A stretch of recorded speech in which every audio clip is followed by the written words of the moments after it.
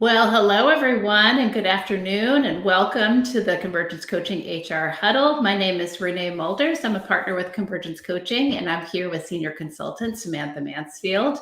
And it is August 21st. We're stepping in today for Jennifer Wilson and Tamara Lorzell. Tamara's on a 2-week vacation with her family, jealous. And Jen has other commitments today. And so Samantha and I are excited to be here with you. And we wanted to talk today about learning season. And learning season didn't just start, but we are just getting a ton of in-reach from firms, from prospects interested in building the soft skills of their team members. And so we thought it might be good to talk about what we're hearing, what we feel strongly about. We feel like there's a lot of questions. HR and learning professionals are wondering, what should I focus on related to soft skills? So this will be a soft skills conversation, and you can probably take pieces and parts of this and apply it to technical skills as well. But there's going to be a chunk of it that's really just about soft skills and the importance of developing soft skills and incorporating soft skills into your learning programs. So Samantha is in a lovely location outdoors. I'm jealous of that, Samantha. And I don't know if you want to say anything before we get started here about learning season, about soft skills in our setup. Yeah. Well, I think one of the things that we are certainly hearing is that we have this group of managers. And, so much of what starts to elevate you in your career is your technical knowledge. And a lot of that training and a lot of that education that you get so early on is about increasing your technical knowledge. And then you start getting really, especially at this manager level, and leaders realize, gosh, we really need them to have some people skills. They're starting to lead other people. They're needing to run projects. They're needing to do more visioning and planning because they're managers and the partners are looking for more input from them. But these are things that they haven't been expected to do before. And they haven't had the opportunities to do all of the learning.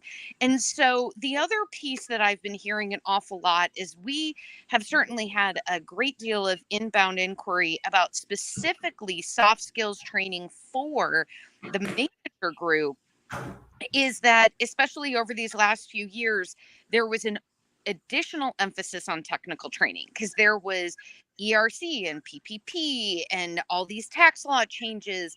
And so all the free time that they had for training was being put into all these new technical pieces. And so there's even I don't know if it's pent up or just increased need for catching up on some of the soft skills training. Sure. That's interesting, Samantha. Well, in two different tracks that you took us on there, and one is the 2-track system, which we'll just make a nod to. And you've probably, if you've been hanging out with Convergence folks, you've heard of that before, that there's this game that we play in accounting where it's all about the technical skills. And as people are coming into our pipeline and they're moving up through the firm, we're saying, how technical are they? Are they technical enough?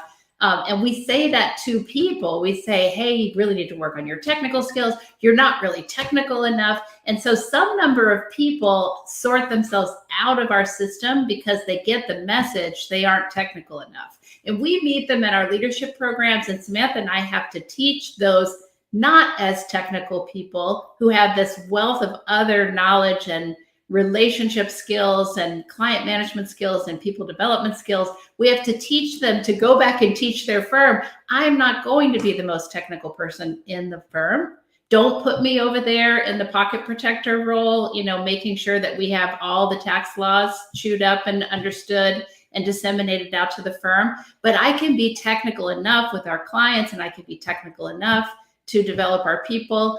And we need those skills that they have. And so we would like for you to hang on to more of those people. And actually, we'd like you to identify them earlier and quit being so hard on them around technical and making them feel like they aren't good enough technically. And instead help them shore up the technical skills over time, but realize, hey, look, you're probably not going to be the most technical person, but we have other roles you can play here in the firm. Because otherwise you end up with holes where you don't have enough people developers, client servers, business developers, because that requires all those people skills. So that was kind of track number one that Samantha took us on, which is interesting. We have some articles on it. If you are interested, we can share those with you. It's usually a big aha for firms to understand, like, oh, wow, I never thought about it that way. And that it kind of opens their mind to how they could expand their pipeline. And then Samantha, I can't remember what the other track was, but you kind of took us in a different direction with it. Yeah, too. it was the pent-up demand. I mean, there's just been so much in the technical lately. Well, and I mean, maybe that's because of all the focus on technical over the last few years. Also, it's because there is so much succession and transition happening in the business. And so, we're trying to get this next class of people ready to take over all those internal responsibilities and external responsibilities that partners are leaving as they retire. Right. So yeah, I think it's a combination probably of both of those things that's causing that. And we're certainly seeing it in all the in-reach that we are experiencing it. So, one of the first thoughts that I was thinking about, Samantha, is who should get soft skills learning? Because managers, for sure, you made the case already, managers, partners, definitely newer partners, younger partners. We would argue all partners. And I don't think anyone would argue against us with that. I mean, they might say, well, my most senior partners, they won't sit through that. But they still, they're going to conferences, and they should probably pick at least one soft skills, one leadership focused event to go to in addition to their technical. So I think that's probably self-understood. But who else should get soft skills training? What do you think, Samantha? Well, one of the ways that I think about that is with the growth of advisory services, that's really showing the need for additional soft skills as well. Because I'm hearing so many practitioners that are saying we need people with good communication skills. We need people with good problem solving skills. And so those are some of the skills that when we're serving in advisory services, it really opens the bandwidth as well of who we need to help develop some of these additional skills, where it can be easy to be kind of hiding behind the computer or hiding behind email, especially early in our careers. And now we need to facilitate a conversation. We need to be able to ask questions that get somebody to open up so we can uncover problems. And those are really soft skills. Those are not necessarily trained or taught in the technical trainings. And so it opens a broad spectrum of folks within our firm that could benefit from a wide array of soft skills. And one we teach an awful lot, Renee, is delegation, right? I was just working on getting a couple presentations on delegation together. And that's something that you can use internally. And it's also something that you can use with clients, because you can't do the work that you do if we don't have clients that are accountable to getting their work in. And there are things that we have to delegate to clients. And so, having those skills as they engage with clients, not just managing people within the firm. Yeah, totally. Well, and we teach that in our senior and supervisor program. It's called the Leadership Development Program for Seniors and Supervisors, for those who haven't heard of it. And it's 4 virtual modules, 2 hours each. They have homework in between, and it's kind of spread out, so they have time to think about what they learned in the session, do some homework to practice it and incorporate it, and then they come back to the next roundtable. And then they also do a time management self-study course. And that second webinar that we do with them is delegation. And actually, we focus more on ownership, but at the end, we give them the delegation framework. And it's pretty huge. It definitely flashes a big light bulb in their heads about how they aren't really receiving very clear delegation, and how they don't have to be victims of that anymore. That's how we teach it. We say, hey, look, never again do you have to be a victim, because you're going to grab that person's shirt tail and say, wait a minute, hang on. I need more information so that this can be a successful project that we're working on together. And then also they are having to delegate at that level, and those seniors and supervisors are stepping up fast, Samantha. They're getting elevated in their firms really quickly, which we're excited by. But it's also like a little bit like throwing those people into the deep end of the pool. Right. And so it's exciting for us to give them in that program the secret sauce, and that's how we position it with them, is like, we're so excited that you get these secret, special, powerful ideas earlier in your career. Your managers didn't get it, your partners didn't necessarily get it, but you're gonna get it. Mm-hmm. And there's a ton of benefits of that learning with those folks. First of all, they're going to elevate faster. They're going to make an impact in your firm faster if you give them soft skills learning opportunities. Also, we call that the senior and supervisor retention program, because they so value those investments. And it's one of the things we say to them like crazy during the program is, isn't this cool that your firm is making this investment in you? So we're working to try to help these people lock into their firms. It's such a tricky level to hang on to. And so there's a reason for you to do soft skills development with your seniors and supervisors, because it'll help retain them. They'll appreciate the investment. They'll be smarter. They'll be better. So I definitely think you should be doing something for them. And it could be something like our program. There are other programs out there that other consultants and advisors to the profession offer. There's also firm-wide learning, like, for instance, you're working on this delegation PowerPoint you mentioned, and that's for a firm. Now they're going to bring all their managers, they're a larger firm, and they're going to bring managers and newer partners. Well, so if you have a smaller firm, you could potentially bring everyone and have a more like kind of 360 view at delegation and have conversations about the delegation ideas from all angles. Right. So staff can be thinking about how I get delegated to, and partners and managers can be thinking about how I delegate, and maybe seniors and supervisors are in the middle there. Mm-hmm. So that's just one example, but soft skills investments for those seniors and supervisors is really, we think, important. Well, and I would say another thing is you're really thinking about what the soft skills training is.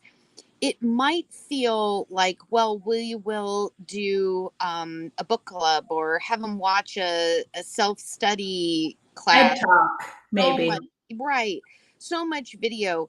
And the key is to make sure that it's not just a matter of transferring knowledge, but they're really developing a new skill, that they start to practice it.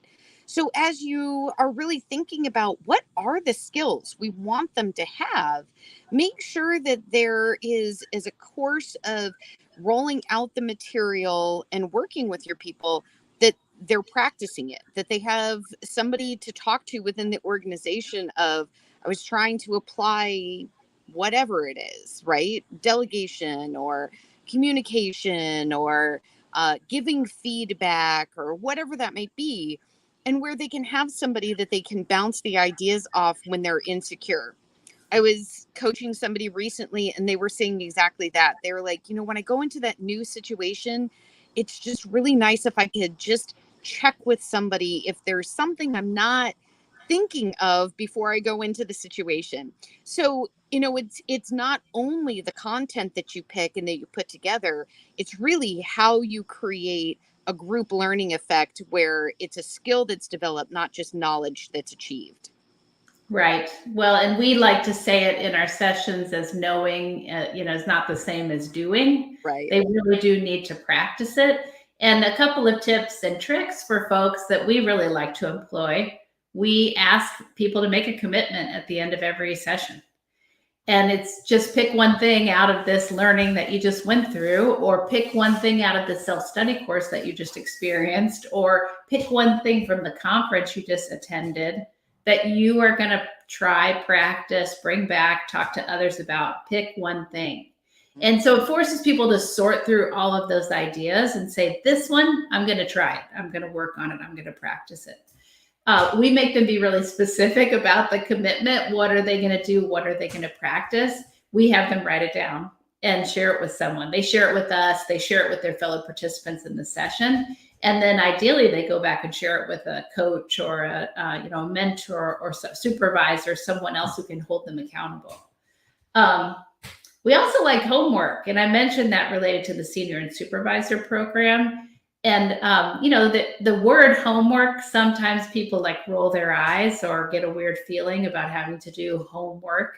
We're so busy or something. And I remember one program, Samantha, they wouldn't let us call it homework. They made us call it experiential learning, which we'll talk about in a second. And it's, okay, we could brand it as experiential learning, but we do want you to practice. I like homework better because I just want you to know there's some things you should be doing outside of the learning that are going to make this really matter.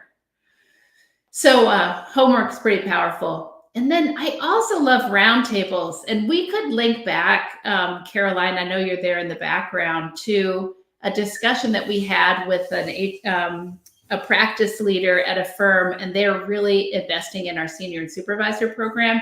And she talked about how they created internal roundtables inside of their firm to bring those people who are going through the program together outside of the program to hang out, talk to each other, talk about their homework, talk to others about what they're getting. So they're really doubling, tripling down on that learning by creating these other environments and these places to talk about the learning. Yep.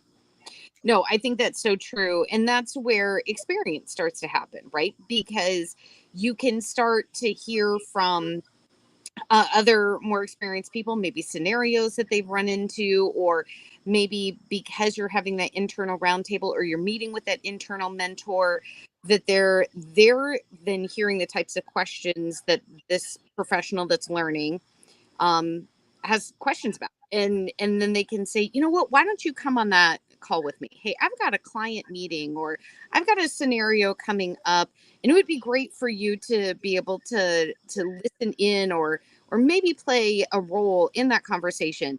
And that's that experiential learning, right? Because we can do all the reading, we can do all the workshops and roundtable discussions, but if we don't start practicing it and seeing it in practice, that's where it's really challenging to make it cement in. And the data point is that 70% of our learning comes from experiential.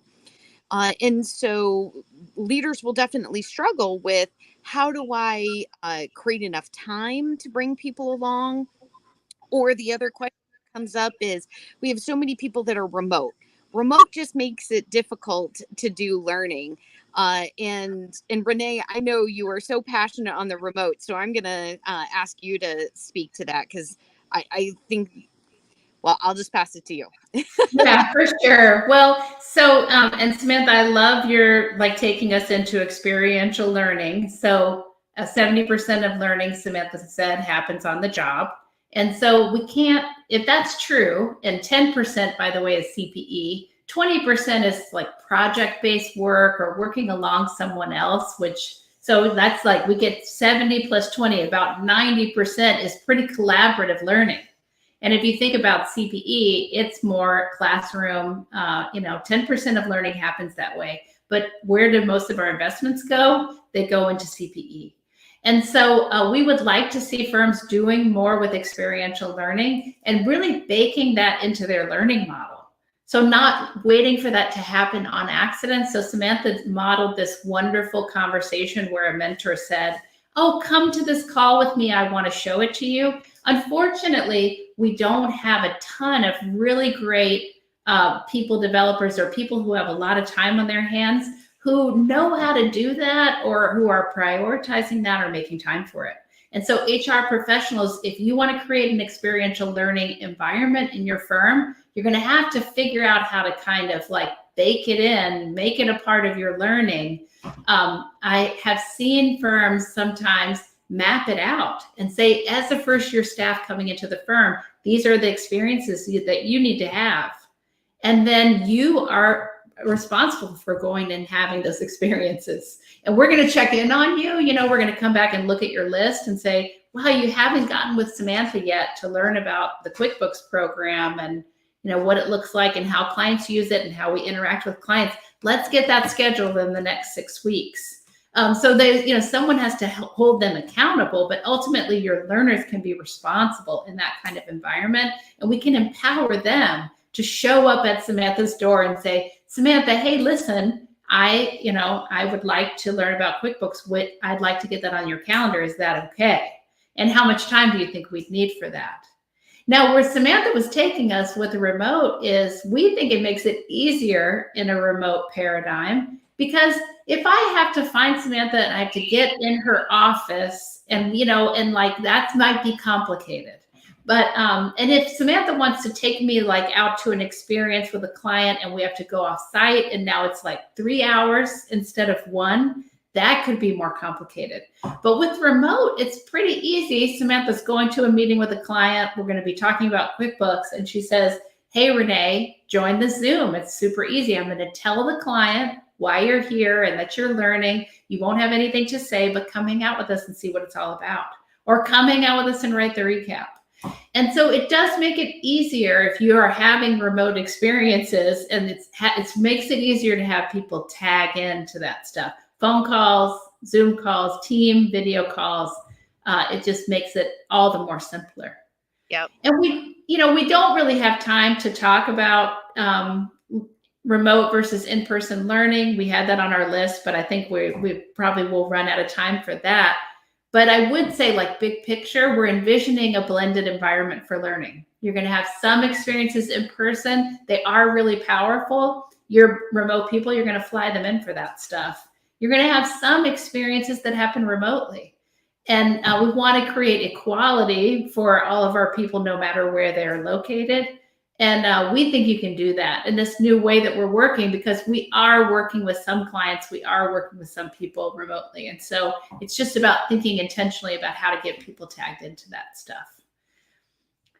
That's a whole other session, Samantha. We could get super passionate about learning. And you and I think, did an HR huddle on remote learning. And so that might be something also, Caroline, to link to in the chat if people want to just go down and check that out and learn more about that. So we hope this is helpful for you in your learning season in incorporating soft skills. You may have questions or thoughts or objections, by the way, about what we said about remote or what we said about experiential learning. And so we'd love to hear about those too. And you can always connect with us. You can email us. You can reach out to us on social media. And thanks for listening. Thanks for being here with us. Samantha, thanks for being unstoppable to be with us on the huddle today to talk about learning. And I hope everyone has a great rest of their day. Thank you. Have a great afternoon.